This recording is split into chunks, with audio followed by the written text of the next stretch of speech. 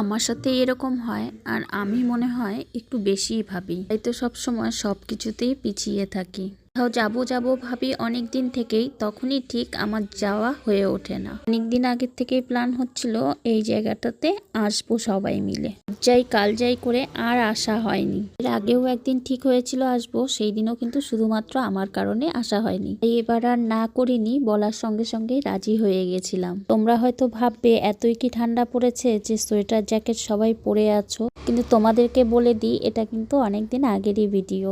আমি ছোট ছোট ক্লিপ এর আগে শেয়ার করেছিলাম, ভাবলাম তোমাদের সাথে একটা লং ভিডিও শেয়ার করি।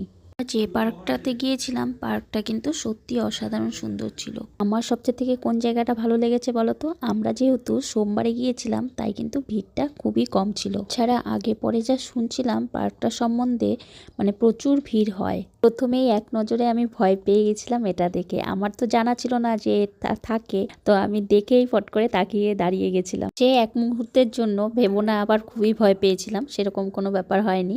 মানে প্রথম দেখেই একটু হতবাক হয়ে গেছিলাম। যাদের তো খুবই সাহস, ওরা ঠিক সব কিছু জানেই যে ওটা এমনি। দেখো কিভাবে ও গুলি মারছে আবার। প্রায় আমরা পার্কের এন্ট্রি পয়েন্টে পেয়ে গেছিলাম। তারপরে আস্তে আস্তে আমরা সবাই ভেতরের দিকে যাচ্ছিলাম, ভেতরে আরও কি আছে সেগুলো দেখতে। পার্কটা কিন্তু অনেক বড় ছিল, এখনো কিন্তু সেভাবে কমপ্লিট হয়নি পার্কটা। এদিকে দেখো আমার বৌদির ছবি তুলছিল। যাই হোক, একটা কথা বলে দিই, আজকে কিন্তু আমার বৌদির বার্থডে। তো যারা যারা এই পর্যন্ত অন্তত ভিডিওটা দেখেছো তারা হ্যাপি বার্থডে অবশ্যই লিখে যাবে, তাহলে আমি বুঝবো তোমরা আমার ভিডিওটা দেখছো। যারা আমার সঙ্গে এখনো যুক্ত নেই তারা আমার সঙ্গে যুক্ত হয়ে কমেন্টে অবশ্যই বলে যেও যুক্ত হয়ে গেলাম। তোমাদের সঙ্গে কথা বলতে বলতে দেখো পার্কের সৌন্দর্যের কথাটাই বলতে ভুলে গেছি। যাই হোক, আমার কথাগুলো শুনতে শুনতে নিশ্চয়ই তোমরা পার্কের সৌন্দর্যটা উপভোগ করছো। দেখো কতটা জায়গা নিয়ে পার্কটা।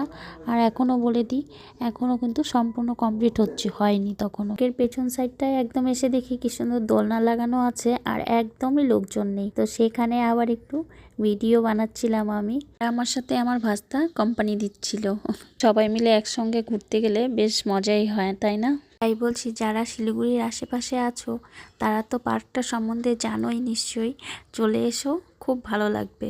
যারা মিউজিক নিয়ে গানের ভিডিও করতে চাও তাদের জন্য তো দারুণ জায়গা আমি বলবো। খুব সুন্দর করে ভিডিও করতে পারবে, মানে এত সুন্দর সুন্দর ফুলের গাছ আছে, জায়গাগুলো আছে না, দারুণ লাগবে ভিডিও করলে। চলে আসো তোমরা যারা শিলিগুড়ির আশেপাশে আছো। আর একটা কথা বলবো, অন্তত যেই দিন কোনো অকেশন সেই দিন এসো না, একদম যেদিন দেখবে ফাঁকা সেই দিন আসবে, তোমার খুব ভালো লাগবে। এখানে একটা ডগি ছিল যেটার আমি ভিডিও নিয়েছি। আর একটা জিনিস দেখো, দেখো আমার আর সেম কালারের ড্রেস হয়ে